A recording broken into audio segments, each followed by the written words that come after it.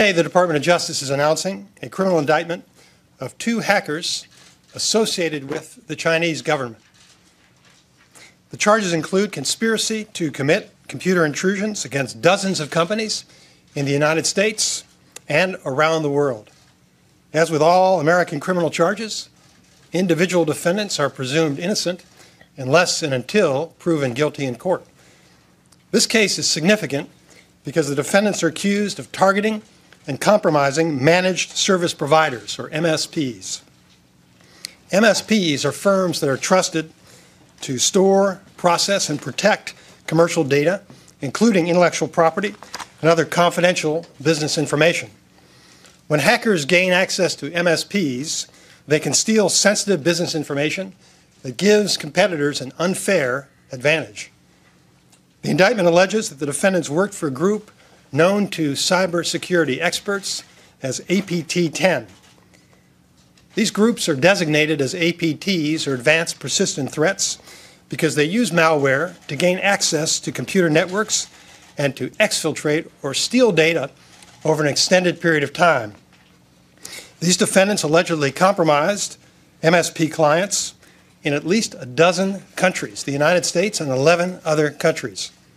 The victims included companies in banking and finance, telecommunications and consumer electronics, medical equipment, packaging, manufacturing, consulting, healthcare, biotechnology, automotive, oil and gas exploration, and mining.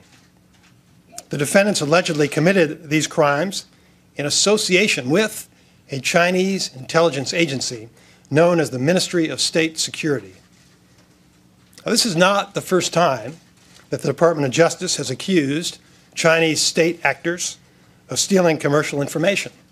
Since the indictment of 5 uniformed members of the People's Liberation Army in 2014, our department has repeatedly cast a spotlight on China for its state-sponsored criminal activity targeting American corporations.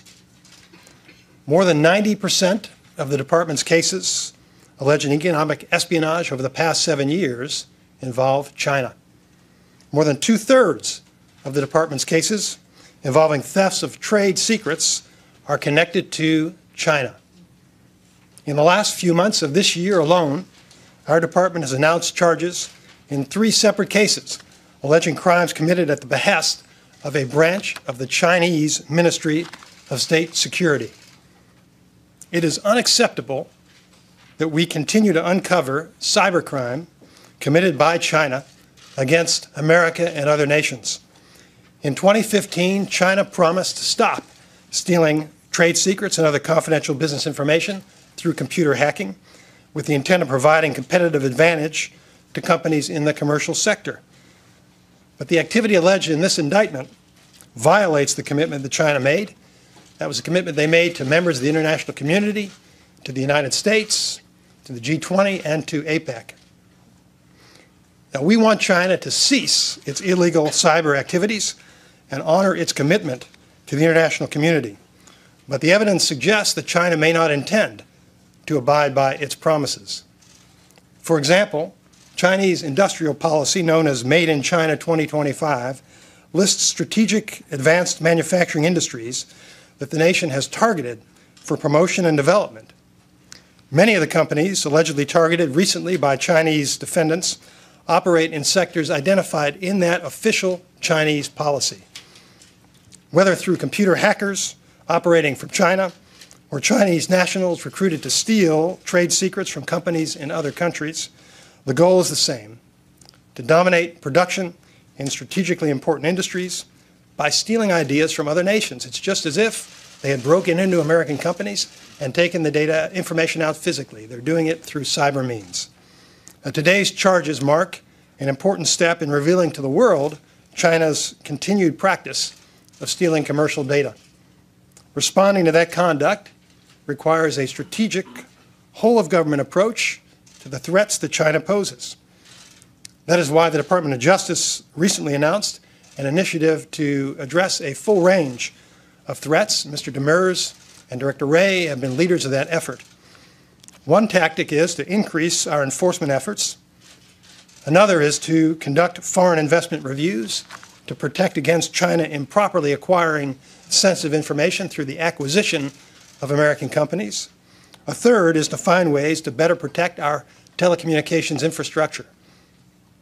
China stands accused of engaging in criminal activity that victimizes individuals and companies in the United States, violates our laws, and departs from international norms of responsible state behavior. Exposing these actions through the criminal justice system is a valuable tool in the Department of Justice arsenal.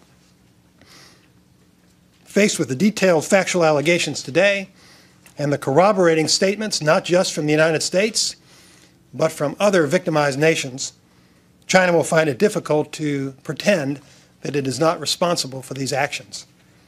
America and its many allies know what China is doing. We know why they're doing it. And in some cases, we even know exactly who is sitting at the keyboard perpetrating these crimes in association with the Chinese government. The alleged criminals in this case are named Zhu Hua and Zhang Shilong. We hope the day will come when those defendants face justice under the rule of law in an American courtroom.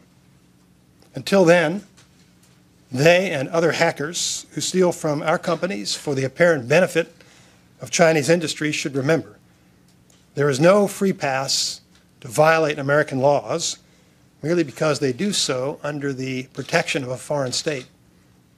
The Department of Justice and the FBI will continue to use all available tools to respond to China's economic aggression and the threat that these actions pose to the prosperity and security of the United States and other nations that respect the rule of law.